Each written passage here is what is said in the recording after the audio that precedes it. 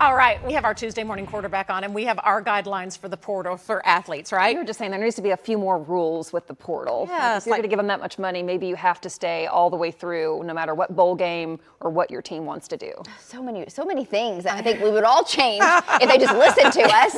Answer the phone. We know what we're talking about. All right, she knows what she's talking about with the weather for sure today. Hey, we're talking about the forecast, and we're looking into the extended because the big OU game coming up next week. People are already gearing up. People are booking vacations. People are rearranging schedules. OU's canceling classes for the Palace on the Prairie, and we're talking temperatures by next Friday above average for December. So take a look at the game day forecast. I know, it's exciting. 50s and 60s for highs. Kick off at 7, falling into the 50s. And now this can still change some. Of course, some of this will change, but a south wind 5 to 10 miles per hour, and it looks dry for the end of next week. And dry seems to just kind of be the theme across Oklahoma. We have a blanket of snow to the north. What you're seeing is a look from satellite imagery where the snow has fallen this year, and this is how much has stacked up on the ground in those locations. So where it is currently white, and that's from North Dakota, South Dakota, all through Iowa, the Great Lakes, back over to the New England states, back to Maine, the Rocky Mountains, of course. Many of the mountain peaks have a good, healthy amount of snow on them,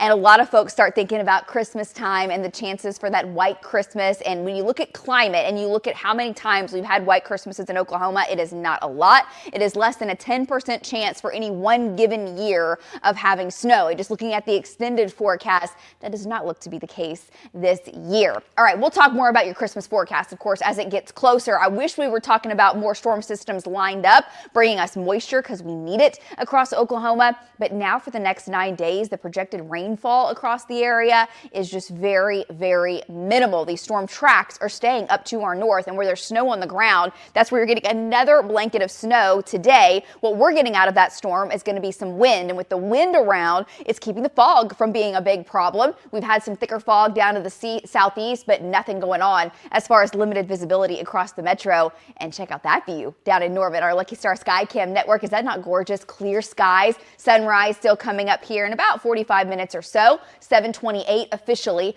33 degrees is the temperature. Now it's cold, and with that wind, there's a wind chill factor.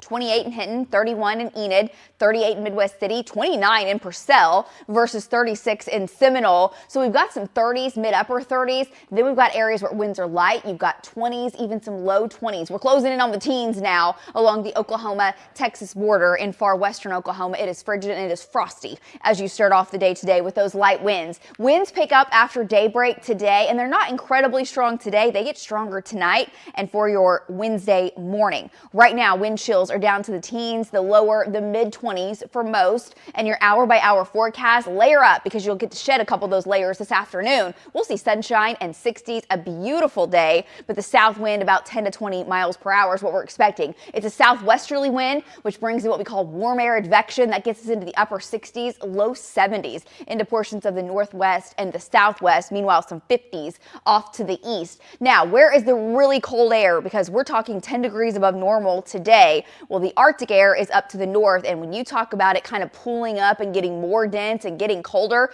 hey, if you want to see some cold air, go up to Norman Wells, Canada. It is 45 degrees below zero right now, not factoring in the wind chill. Yeah, brutally cold, and eventually we get a shot of that Arctic air for the upcoming weekend. This is the weak storm that we're tracking currently, and that is going to kick up the wind. Showing you the wind timeline. If you've got plans outdoors, for a lot of folks that work outdoors, the wind is critical. It's a southwest wind at 10 to 20. Tonight, a cold front comes in, brings us a north wind, and it picks up, especially as we head into daybreak. Watch your winds pick up 25, 35, some gusts to 40 out of the north for your Wednesday. So definitely a cooler day, highs in the 50s, but it's going to feel colder for tomorrow. Tonight, our low of about 39 around midnight will actually be in the mid-40s by the time we reach sunrise tomorrow. Tomorrow afternoon, lower mid-50s is what we're expecting, but feeling colder. And then Thursday, we're doing it again. Beautiful weather, 64 and 70s off towards the west. We're warming it on up. We're mild, we'll call it, seasonable on Friday with the weak front hitting. Stronger front Saturday in the 30s down to the teens Sunday morning.